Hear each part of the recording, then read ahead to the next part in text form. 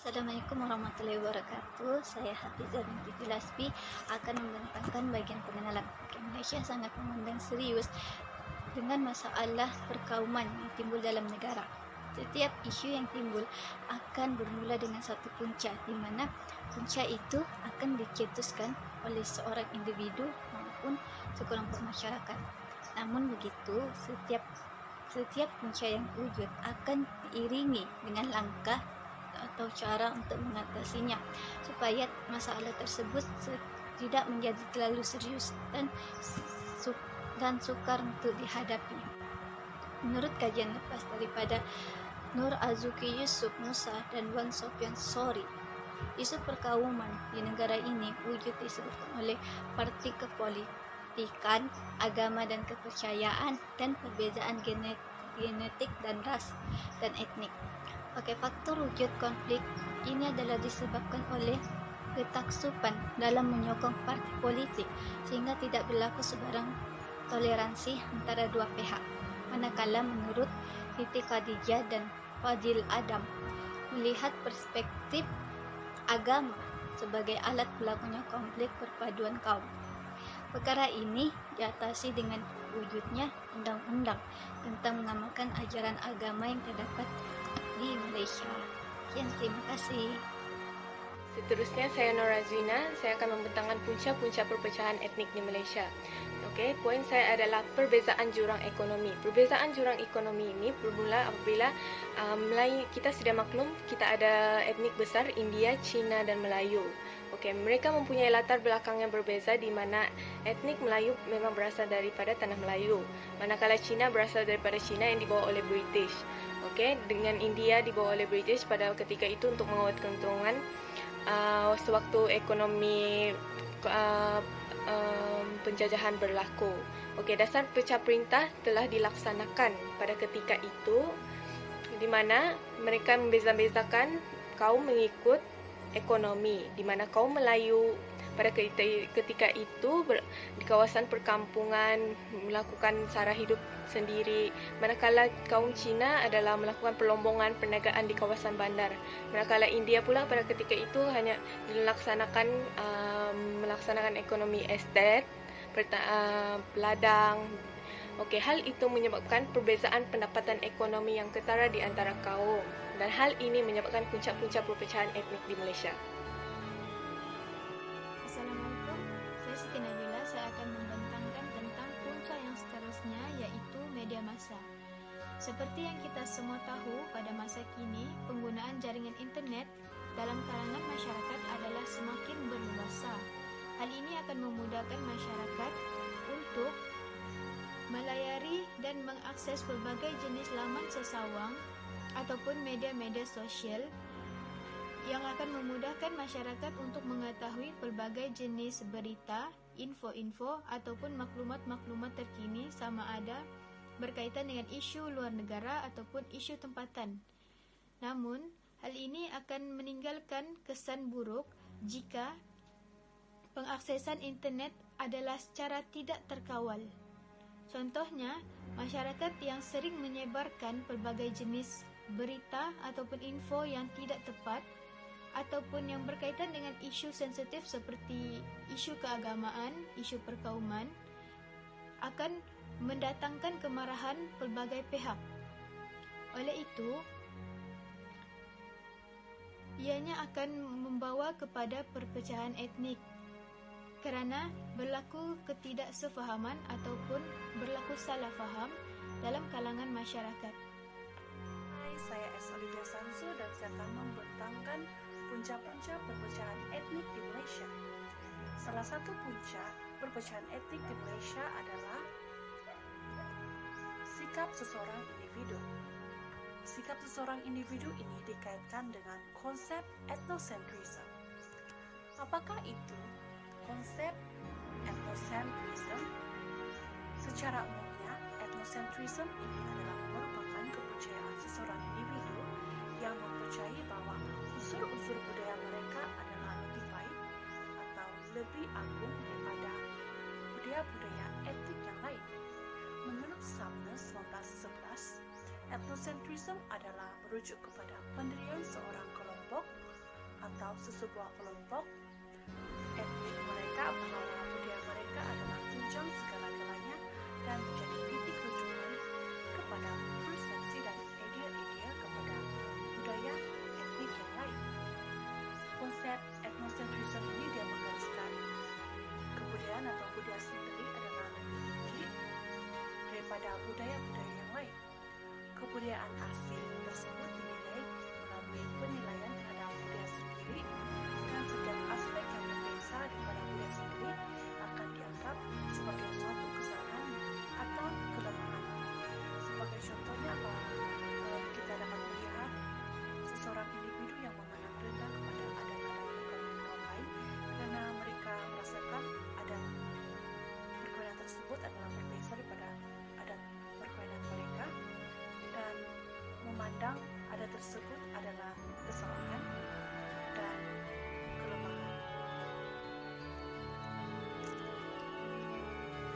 Contoh yang lain dapat dilihat yang hangat diperkatakan di media sosial seperti Facebook, YouTube dan sebagainya, yaitu berkenaan dengan makanan tradisi Sabah, yaitu lato, karena dipersedapkan sekeliling masyarakat di semenanjung Malaysia karena mereka merasakan makanan tersebut adalah tidak sama dengan makanan mereka, dan mereka telah mengatakan makanan tersebut adalah makanan ikan, dan mereka mengatakan makanan mereka adalah lebih baik daripada makanan tersebut.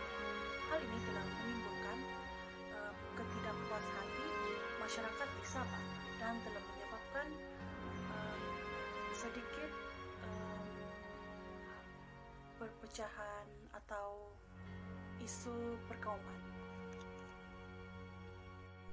Dalam berita harian online 2016 juga telah mengatakan bahwa sikap individualistik punca perpaduan kaum terjejas kerana timbulnya perasaan yang tidak puas hati daripada kaum lain, kerana ada sesetengah kaum sanggup melakukan apa sahaja untuk kaum mereka atau etnik mereka sahaja tanpa memikirkan keperluan etnik atau kaum yang lain.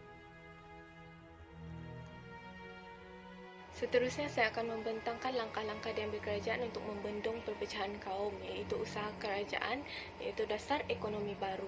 Ia bertujuan mempromosikan perpaduan nasional yang memberi tumpuan kepada matlamat ekonomi tertentu untuk menyamaratakan ekonomi itu di antara kaum. Matlamat utama ialah mengurangkan dan membasmi kemiskinan dengan meningkatkan tahap pendapatan tanpa mengira kaum dan meningkatkan peluang pekerjaan kepada semua rakyat Malaysia. Di sini dapat kita lihat yang membendung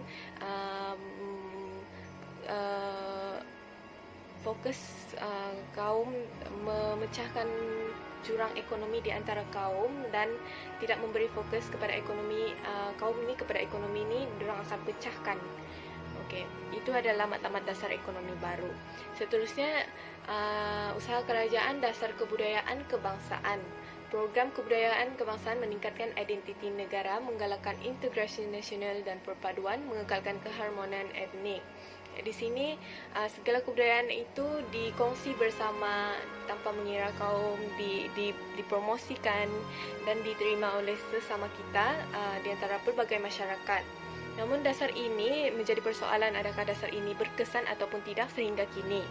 Seterusnya adalah dasar bahasa kebangsaan.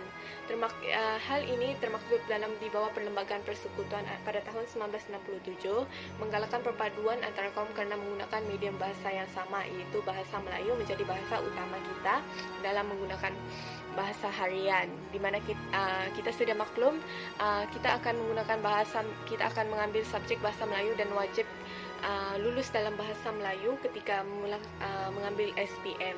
Hal ini meningkatkan perpaduan kerana kita akan dapat menggunakan bahasa Melayu sebagai pertuturan bahasa kita dan kita akan saling faham bahasa Melayu tidak kira di antara kaum.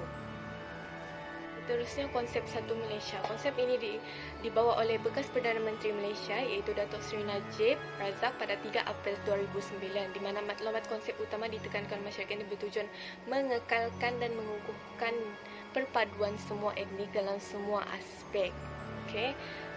Dalam hal ini kita sudah maklum dalam hal Satu Malaysia ni mengekalkan mengukuhkan perpaduan semua etnik. Ia menghormatikan rakyat Malaysia yang pelbagai etnik ini menukar identiti mereka tanpa menukar identiti mereka. Ini dapat memperbaiki hubungan etnik di Malaysia. Okey. Kita sudah maksud hubungan itu kerajaan memberi keutamaan rakyat mengira tanpa kaum, termasuk dalam konsep seperti ini dinyatakan dalam slogan People First Perform Now, bertujuan mencapai negara maju, penerimaan dalam kalangan pelbagai kaum, membawa kepada perpaduan yang utuh tanpa mengira bangsa. Apabila perpaduan dicapai, pembangunan negara akan berjalan lancar. Konsep ini dihebah-hebahkan di seluruh Malaysia, di siaran-siaran TV hal ini untuk menyedarkan rakyat Malaysia bahawa konsep Satu Malaysia ini perlu dipegang. Okay. Dalam usaha untuk menangani masalah perpecahan etnik, masyarakat juga perlu memainkan peranan. Yang pertama, masyarakat perlulah lebih peka terhadap perkongsian-perkongsian yang dibuat melalui media sosial, terutamanya yang berkaitan dengan isu-isu sensitif seperti isu perkauman ataupun isu keagamaan. Yang seterusnya, masyarakat perlulah lebih bijak untuk menggunakan jaringan media massa dan media sosial dan memastikan kesahihan sesuatu berita ataupun info yang dikongsi kepada umum agar ianya tidak menimbulkan salah faham atau menyebabkan kemarahan para pembaca. Yang seterusnya, masyarakat perlu menghormati etnik atau agama lain dan menghormati budaya-budaya ataupun adat yang diamalkan agar tidak wujud perpecahan kaum ataupun etnik dalam kalangan masyarakat. Sekian, terima kasih. Selanjutnya saya akan membentangkan cara menangani perpecahan etnik di Malaysia yang seterusnya. Caranya adalah melalui peranan ibu bapa. Menurut Halimah dan Kamaria 1993 telah mengatakan bahawa ibu bapa adalah merupakan orang yang sangat penting dalam memainkan peranan dalam pembentukan pribadi anak-anak mereka, yaitu menuju ke arah kebaikan atau menuju ke arah keburukan sesuai bagaimana ibu bapa tersebut mendidik anak-anak mereka. Jadi bagaimanakah peran ibu bapa ini dapat menangani dan menyebabkan isu-isu perpecahan kaum di Malaysia? Caranya adalah melalui pengajaran dan juga didikan dalam menghormati budaya negara berbeza melalui proses sosialisasi. Melalui proses sosialisasi, anak-anak akan dapat mempelajari budaya-budaya yang lain dari mereka lahir sehingga mereka dewasa, dan dalam hal ini mereka akan dapat belajar untuk menerima perbezaan yang wujud dalam kalangan etnik mereka dan juga dalam kalangan etnik yang lain juga. Sebagai contohnya, jika ada aktiviti yang melibatkan banyak anggota masyarakat, yaitu berbagai etnik juga, ibu bapa boleh membawa anak-anak mereka menyertai aktivitas tersebut seperti pesta keamatan, pesta kawai, rumah terbuka Idul Fitri, tahun baru Cina dan Christmas dan sebagainya. Dalam berita harian online 2017 juga telah mengatakan bahwa ibu bapa juga memainkan peranan penting dalam menggalakkan anak mereka bergaul dengan kaum yang lain dan mempunyai rakan daripada berbagai kaum selaras dengan konsep Satu Malaysia.